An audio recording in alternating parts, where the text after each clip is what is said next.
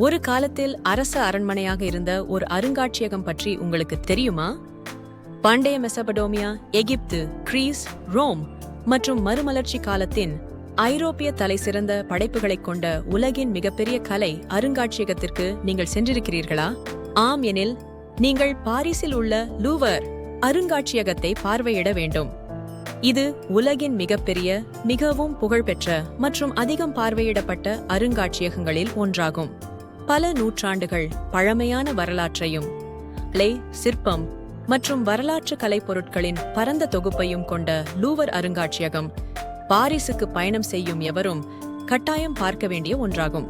நீங்கள் ஒரு கலை ஆர்வலராக இருந்தாலும் சரி, வரலாற்று ஆர்வலராக இருந்தாலும் சரி, இந்த அருங்காட்சியகத்தை பார்வையிடுவதை நீங்கள் முயற்சிக்க வேண்டும்.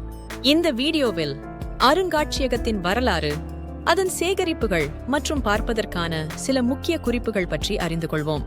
தொடர்வதற்கு முன் எங்கள் சேனலுக்கு சப்ஸ்கிரைப் செய்யவும், இந்த வீடியோவை உங்கள் நண்பர்களுடன் பகிர்ந்து கொள்ளவும் கேட்டுக்கொள்கிறோம். லூவர் அருங்காட்சியகம் நீண்ட வரலாற்றை கொண்டுள்ளது. முதலில் 12ஆம் நூற்றாண்டின் பிற்பகுதியில் மன்னர் பிலிப் அகஸ்டேவின் கீழ் ஒரு அரச கோட்டையாக கட்டப்பட்டது.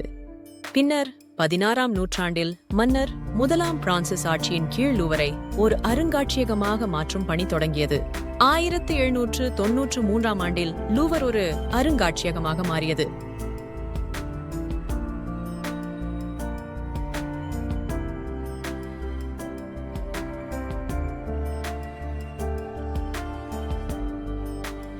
ஒரு சின்னமான கட்டிடக்கலையான லூவரின் பிரதான நுழைவாயில் 1989இல் திறக்கப்பட்டது.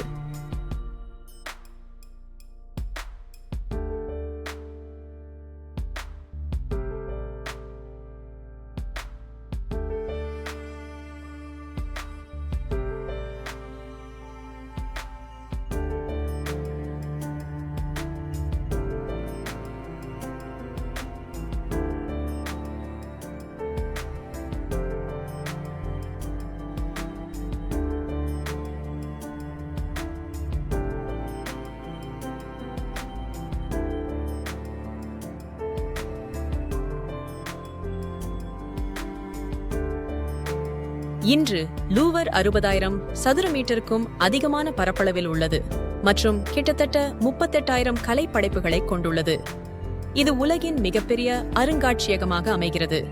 ஒவ்வொரு கலைப்பொருளையும் பார்க்க 30 வினாடிகள் மட்டுமே எடுத்துக்கொண்டால், அருங்காட்சியகத்தில் உள்ள அனைத்து கலைப்பொருட்களையும் பார்க்க உங்களுக்கு 9 மாதங்கள் ஆகும்.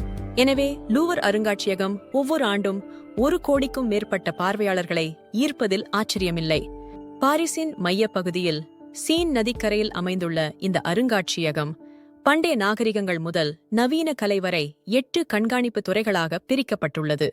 இவற்றில் அருகிலுள்ள கிழக்கு பழங்கால பொருட்கள், கிரேக்கம் மற்றும் ரோமானிய பழங்கால பொருட்கள், இஸ்லாமிய கலை, சிற்பங்கள், அலங்கார கலைகள், ஓவியங்கள் மற்றும் வரைபடங்கள் ஆகியவை அடங்கும். லூவர் அருங்காட்சியகம் 3 முதன்மை பிரிவுகளாக பிரிக்கப்பட்டுள்ளது: டெனான் விங், சல்லி விங் மற்றும் ரிச்செலியூ விங். ஒவ்வொரு பிரிவும் வெவ்வேறு வகையான சேகரிப்புகளை கொண்டுள்ளது.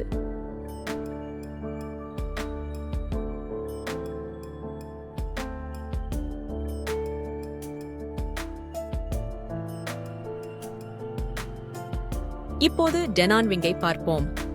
இது அருங்காட்சியகத்தின் மிகவும் புகழ்பெற்ற படைப்புகளை கொண்டுள்ளது. அவற்றில் Mona Lisa, the wedding feast at Cana மற்றும் தி லேஸ் மேக்கர் ஆகியவை அடங்கும். மறுமலர்ச்சி காலத்தின் சின்னமான கலைப்படைப்புகள், இத்தாலிய மற்றும் பிரெஞ்சு தலை சிறந்த படைப்புகள் மற்றும் முக்கிய சிற்பங்கள் இங்கு அமைந்துள்ளன. இந்த பிரிவில் யூஜின் டெலாகிராக்ஸ் மற்றும் மைக்கேலேஞ்சலோவின் பல்படைப்புகளும் உள்ளன. நீங்கள் பார்வையிடும் அடுத்த பிரிவு சல்லிவிங் ஆகும். இந்த பகுதியில் அருங்காட்சியகத்தின் பண்டைய சேகரிப்புகள், எகிப்திய கலைப்பொருட்கள் மற்றும் பாரம்பரிய சிற்பங்கள் உள்ளன. சல்லிவிங் பண்டைய நாகரிகங்களை மையமாக கொண்டுள்ளது மற்றும் எகிப்துக்கு வெளியே எகிப்திய தொல்பொருட்களின் மிகப்பெரிய தொகுப்புகளில் ஒன்றைக் கொண்டுள்ளது. இந்த ஃபேடில் புகழ்பெற்ற வீனஸ் டி மிலோ மற்றும் பிற கிரேக்க மற்றும் ரோமானிய சிற்பங்கள் உள்ளன.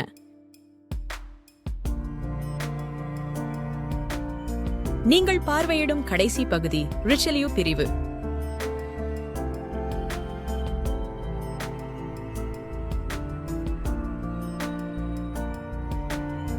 இந்த பகுதியில் பிரெஞ்சு ஓவியங்கள், அலங்கார கலைகள் மற்றும் நெப்போலியன் வீடு ஆகியவை உள்ளன.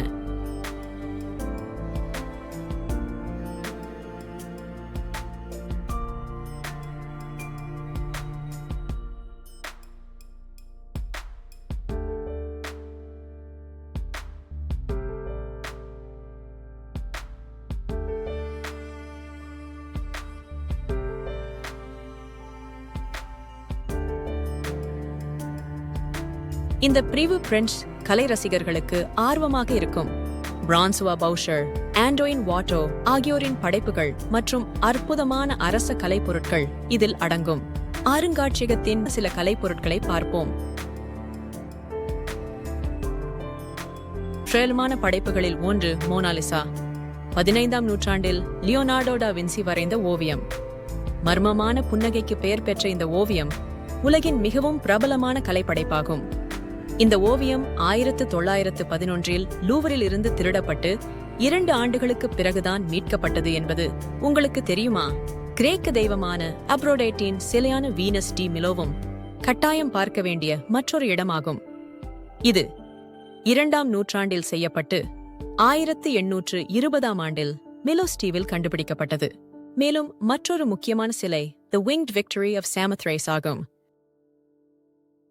கிரேக்க வெற்றி தெய்வமான நைக்கின் இந்த சிற்பம் 1063ஆம் ஆண்டில் கிரேக்க தீவான சமோத்ரேஸில் கண்டுபிடிக்கப்பட்டது மற்றும் கிமு 700இல் உருவாக்கப்பட்டதாக மதிப்பிடப்பட்டுள்ளது. பாவ்லோ வெரோனீஸின் the wedding feast at Cana ஓவியம் காட்சிக்கு வைக்கப்பட்டுள்ள மற்றொரு தலைசிறந்த படைப்பாகும். இந்த ஓவியம் கானாவில் நடந்த ஒரு திருமணத்தில் இயேசு கிறிஸ்து தண்ணீரை மதுவாக மாற்றிய பைபிள் கதையை சித்தரிக்கிறது. இது லூவரில் உள்ள மிகப்பெரிய ஓவியமாகும். இது டெனான் பிரிவில் பேரில் அமைந்துள்ளது. லூவர் அருங்காட்சியகத்தில் உள்ள மற்றொரு காட்சி பொருள் ஹாமுராபியின் குறியீடு ஆகும். இது உலகின் மிக பழமையான புரிந்து கொள்ளப்பட்ட எழுத்துக்களில் ஒன்றாகும். இந்த பண்டைய கல் பலகை பாபிலோனின் சட்டங்களை பதிவு செய்து பண்டைய உலகின் ஆரம்பகால சட்ட அமைப்புகள் பற்றிய நுண்ணறிவை வழங்குகிறது.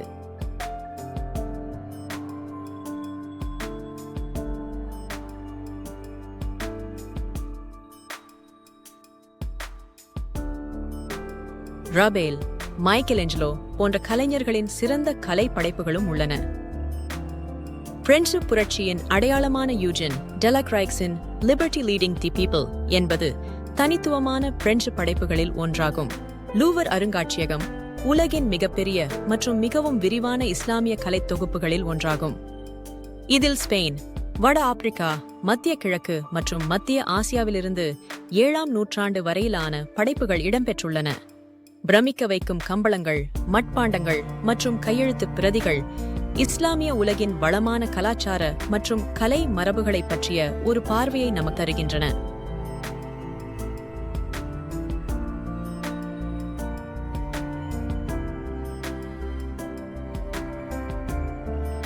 லூவரின் மற்றொரு கவர்ச்சிகரமான அம்சம் அதன் நெப்போலியன் வீடு. இது அருங்காட்சியகத்தின் மாற்றத்தில் முன்னாள் பேரரசரின் செல்வாக்கை குறிக்கிறது.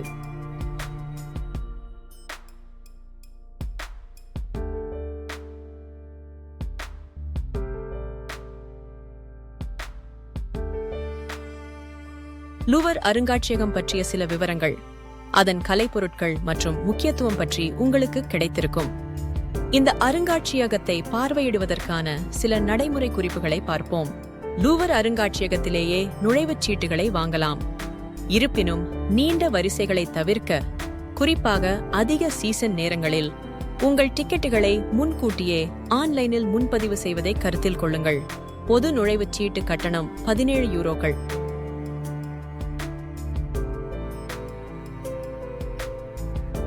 18 வயதுக்குட்பட்ட பார்வையாளர்களுக்கும் 26 வயதுக்குட்பட்ட ஐரோப்பிய ஒன்றிய குடியிருப்பாளர்களுக்கும் குறைக்கப்பட்ட நுழைவுச் சீட்டுகள் மற்றும் இலவச நுழைவுச் சீட்டுகள் உள்ளன.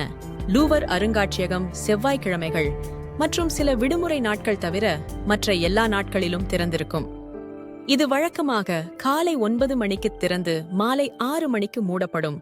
இருப்பினும் புதன் மற்றும் வெள்ளிக்கிழமைகளில் இரவு 9:45 மணி வரை தாமதமாக திறந்திருக்கும்.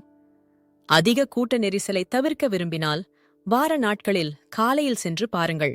உங்கள் வருகையை எளிதாக்க வரைபடங்கள், ஆடியோ வழிகாட்டிகள் மற்றும் அனைத்து முக்கிய கலைப்படைப்புகள் பற்றிய தகவல்களையும் உள்ளடக்கிய லூவரின் ஆப் டவுன்லோட் செய்யவும். மேலும் உங்கள் வழியை முன்கூட்டியே திட்டமிடுங்கள். நீங்கள் பார்க்க விரும்பும் முக்கிய கண்காட்சிகளுக்கு முன்னுரிமை கொடுங்கள். மேலும் மோனாலிசா மற்றும் வீனஸ் டி மிலோ எப்போதும் பிரபலமாக இருப்பதை நினைவில் கொள்ளுங்கள். எனவே அவை கூட்டமாக இருக்கலாம். லூவர் மிகப்பெரியது, எனவே இடைவேளைகளை எடுத்துக் கொள்ளுங்கள். அருங்காட்சியகத்திற்குள் பல கஃபேகள் உள்ளன. அங்கு நீங்கள் ஒரு காஃபி அல்லது சிற்றுண்டியை உட்கொள்ளலாம். நீங்கள் நினைவுப் பொருட்களை விரும்புபவராக இருந்தால் லூவரில் ஒரு கடை உள்ளது. அங்கு நீங்கள் கலை புத்தகங்கள், பிரதிகள் மற்றும் அருங்காட்சியகத்தின் தலை சிறந்த படைப்புகளை குறிக்கும் பிரத்யேக படைப்புகளை வாங்கலாம். நீங்கள் பாரிஸுக்கு செல்லும்போது இந்த உலக புகழ்பெற்ற அருங்காட்சியகத்தை பார்க்க முயற்சிக்கவும். வரலாறு, கலை மற்றும் கலாச்சாரம் ஒன்றிணைந்த மறக்க முடியாத இடமான லூவர் அருங்காட்சியகத்திற்கான இந்த பயணத்தில் எங்களுடன் இணைந்ததற்கு நன்றி. இந்த வீடியோ உங்களுக்கு பயனுள்ள தகவல்களை வழங்கியிருக்கும் என்று நம்புகிறோம். எங்கள் சேனலுக்கு சப்ஸ்கிரைப் செய்யவும், இந்த வீடியோவை உங்கள் நண்பர்களுடன் பகிர்ந்து கொள்ளவும் மீண்டும் ஒரு முறை கேட்டுக்கொள்கிறோம். இந்த வீடியோவை பார்த்ததற்கு நன்றி.